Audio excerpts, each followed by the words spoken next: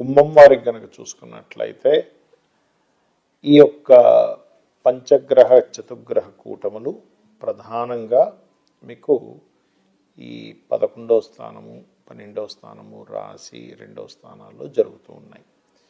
వీటి వల్ల కలిగే మంచి ఫలితాలు ఏమిటి, తీసుకోవాల్సిన జాగ్రత్తలు ఏమిటి అనేటువంటి విషయాలు చెప్తుంది. నేనైనప్పటికీ చెప్పిస్తుంది సాక్షాత్ లలిత అమ్మవారిగా భావిస్తూ ప్రధానంగా ఇక్కడ లాభస్థానంలో పంచగ్రహ చతుర్గ్రహ కూటమితో ప్రారంభమవుతుంది. డిసెంబర్ మాసంలో అన్ని రకాల లాభాలు, కొంచెం బిజినెస్లో లాభాలు, కొంత స్ట్రెస్ కూడా ఉంటూ లాభాలు కూడా వస్తూ ఉంటాయి. మరి ఇదే పంచగ్రహ కూటమి జనవరి మాసంలో వస్తుంది 12వ స్థానంలో. ఈ జనవరి మాసంలో వచ్చే 12వ స్థానం వల్ల కొంతవరకు ఇన్వెస్ట్మెంట్స్ చేయడం, ఇన్వెస్ట్మెంట్స్ ముఖ్యంగా భూముల మీద చేసే ఇన్వెస్ట్మెంట్స్ వల్ల కలిసి రావడము, విదేశాలకు వెళ్ళేటువంటి ప్రయత్నం సఫలీకృతం అవడం అనేటువంటి చూపిస్తుంది. ఇక అదేవిధంగా రాశిలో అధిక గ్రహాలు ఉన్నందుకు కాస్త ఇది ఓవర్ స్ట్రెస్ని ఇస్తున్నప్పటికీ కూడా కొన్ని రీసెర్చ్లు కూడా ఫలిస్తాయి. ఇక ఏప్రిల్ మాసంలో చూసుకున్నట్లయితే ఇది ఫైనాన్షియల్ గ్రోత్ని పెంచుతుంది. మరి జాగ్రత్తలు ఏమిటి? డిసెంబర్ మాసంలో ప్రధానంగా మీరు ఏదైనా ఒక ప్రాపర్టీ తీసుకునేటప్పుడు, వాహనాలు, గృహాలు ఏదైనా నడిపేటప్పుడు కొంత జాగ్రత్తగా ఉండాలి. ప్రధానంగా అప్పుల మూలంగా తీసుకునే ప్రాపర్టీస్ విషయంలో కొంత జాగ్రత్తగా ఉండాలి. అలాగే జనవరి మాసంలో కనుక చూసుకున్నట్లయితే ప్రధానంగా ఇక్కడ ఈ నిర్ణయాలు, ప్రేమ వ్యవహారాలు, నిర్ణయాల విషయంలో కొంత జాగ్రత్తగా ఉండాలి చెప్పాలంటే. మరియు అదేవిధంగా ఇక్కడ ప్రేమించి పెళ్లి చేసుకుందాం, ఎందుకంటే సప్తమ స్థానంలో కేతు ఉన్నాడు, లగ్నంలో రాహు ఉంటూ సప్తమంలో కేతు ఉన్నందుకు జనవరి మాసంలో ప్రేమించి పెళ్లి చేసుకునేటువంటి విషయాల పట్ల కాస్త జాగ్రత్తగా ఉండాలి. ఇక ఫిబ్రవరి మార్చి మాసాల్లో కనుక చూసుకున్నట్లయితే ఇక్కడ కొంచెం ఓవర్ స్ట్రెస్ వల్ల కొన్ని కమ్యూనికేట్ చేసేటువంటి విషయాల్లో అనుకోండి, మరియు అదేవిధంగా కొంత వాహనం మీద వెళ్ళేటువంటి విషయాల్లో అనుకోండి కొంత జాగ్రత్తగా ఉండవలసిన పరిస్థితి ఉంది. ఇక ఏప్రిల్ మాసంలో మనీ ఎక్కడైనా పెడితే స్ట్రక్ అవుతుందా అనేటువంటి విషయాల్లో కొంత జాగ్రత్తగా ఉండండి. ఎందుకంటే ఫైనాన్షియల్ గ్రోత్ ఉంది, స్ట్రక్కింగ్ యోగం రెండు ఉన్నాయి. మరియు ఇక్కడ కూడా కొంతవరకు ఏదేమైనప్పటికీ కూడా ఈ చతుర్గ్రహ పంచగ్రహ కూటమి వివాహ సంబంధించిన వాటి మీద మీకు ప్రభావం చూపిస్తుంది బికాజ్ ఆఫ్ సప్తమ స్థానంలో కేతు ఉన్నందుకు. ఇక మీరు చేయవలసిన దేవతారాధన దత్తాత్రేయుడిని మరియు విష్ణువుని ఎక్కువగా ఆరాధించండి, అనే విధాలు బాగుంటుంది. మరి ఈ పంచగ్రహ కూటమి యొక్క ప్రభావం మీ మీద పడకుండా ఉండాలి అంటే ఏం చేయాలి? గుర్తుపెట్టుకోండి, ఇందులో పాజిటివ్ ఫలితాలు ఉన్నాయి, జాగ్రత్తలు ఉన్నాయి. కాబట్టి కేవలం పాజిటివ్ ఫలితాలే మీకు చక్కగా రావాలి, ఎందుకంటే ఎవరికైనా మంచి జరగాలని కోరుకుంటాం. కాబట్టి మీరు నవగ్రహాలలో గుర్తుపెట్టుకోండి, శని, రాహువు, కేతువు, కుజుడు, గురువు, ఈ 5 గ్రహాల దగ్గర వీలున్నప్పుడల్లా దీపారాధన చేస్తూ ఉండండి. Point number 1. రెండవది చండీ పారాయణం వినడం కానీ, చండీ హోమాలు అవి జరిగే దగ్గరికి కానీ వెళ్తూ ఉండండి. కాస్త అక్కడ కొంచెం స్పెండ్ చేస్తూ ఉండండి. మరియు గోశాలకు వెళ్ళి గోవులకి బెల్లము, క్యారెట్స్, గ్రాసము ఇవి తినిపిస్తూ ఉండండి. మరి ఈ పంచగ్రహ కూటములు మనకి మధ్యలో ఒకసారి గ్రహణం కూడా వస్తుంది దీంట్లో చూసుకుంటే.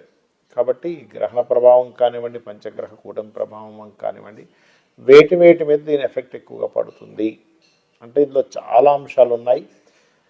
ఇవి ఎలాంటి అంశాలు అంటే మనం ఎప్పుడూ కనీ విని ఎరుగనటువంటి వింతలు, విశేషాలు ఒక 100 సంవత్సరాల వెనక్కి 100 సంవత్సరాల ముందుకు విన్నా జరగదు. ఎందుకంటే ఇటువంటి పంచగ్రహ కూటమి ఎప్పుడూ రాలే. మనకి సంవత్సరానికి ఒకసారి ఖచ్చితంగా చతుర్గ్రహ కూటమి వస్తుంది. పంచగ్రహ కూటమి 2 ఏళ్ళకి 3 ఏళ్ళకి ఒకసారి ఖచ్చితంగా వస్తుంది. కానీ కేవలం 2 నెలల్లో 3 సార్లు పంచగ్రహ కూటమి రావడము, కేవలం ఒక 3-4 నెలల వ్యవధిలో 3 సార్లు చతుర్గ్రహ కూటమి రావడం జరుగుతుంది. అంటే ఏమిటి? ఈ కూటమి అంటే కలవడము. ఈ కలవడం అనే దాన్ని ఎట్లా తీసుకుంటాము అంటే ఇది రకరకాలుగా చూపిస్తుంది. ప్రపంచ దేశాలు మొత్తం ఈ అట్మాస్ఫియర్ మీద ప్రపంచ దేశాలు అన్నిటినీ చూపిస్తుంది. అంటే కొన్ని దేశాల యొక్క కరెన్సీని కంట్రోల్ చేయడానికి కొన్ని దేశ నాయకులు ఒకటై కొన్ని నిర్ణయాలు తీసుకోవడం అనేది జరుగుతుంది. గుర్తుపెట్టుకోండి. Point number 1. రెండవది, యుద్ధ సంబంధించిన వాతావరణం వస్తుంది ఈ పంచగ్రహ కూటమి వల్ల, ఈ 3 సార్లు రావడం వల్ల. ఇక మూడవది ఏమిటంటే పర్టికులర్గా అనవసరమైనటువంటి గొడవలు, అనవసరమైన అల్లర్లతో పాటు వాతావరణంలో అసలు ఎప్పుడూ కని విని ఎరుగినటువంటి మార్పులు, అది భూకంపాలు అనుకోండి, యుద్ధ మన వర్షాలు అనుకోండి, అంటే తుఫాన్లు అనుకోండి, దీంతోపాటు వాయువులో విషవాయువు సంబంధించినటువంటి ప్రభావం కూడా పడుతుంది. దానివల్ల కొంతకాలం మనుషులు బయటికి వెళ్ళడానికి, అంటే వాయువు అంటే ఎంతసేపు ఓన్లీ కరోనా ఇలాంటిదనే కాకుండా చూడండి, మనం లాస్ట్ టైం కూడా చెప్పుకున్నాం, ఒక 1 మంత్ బ్యాక్ ప్రిడిక్షన్ ఇచ్చినప్పుడు ఆ ఫ్లైట్ లాగిపోవడం జరుగుతుందని. ఎందుకంటే వాయువు సంబంధించిన ట్రావెలింగ్స్, వాయు సంబంధించిన ట్రాన్స్పోర్టేషన్స్ మీద కూడా దీని ఎఫెక్ట్ ఉంటూ ఉంటుంది. అదేవిధంగా శుక్రుడు ఎప్పుడైతే మనకి డిసెంబర్ 16వ తేదీ నుంచి 16-17 తేదీల నుంచి ఎప్పుడైతే ఇందులోకి మారుతున్నాడు ధనస్సులోకి, ఇక్కడ స్త్రీలకి కొంత జాగ్రత్త పడాలి. అంటే స్త్రీల మీద కొంత వ్యతిరేకత రావడం కానివ్వండి. శుక్రుడు సినిమా ఫీల్డ్కి కారకుడు కాబట్టి సినిమా ఫీల్డ్ వాళ్ళ మధ్యన గొడవలు రావడం కానివ్వండి, సినిమా ఫీల్డ్ మీద కొంత వ్యతిరేకత రావడం కానివ్వండి కూడా ఇది 6 నెలలు పనిచేస్తుంటుంది.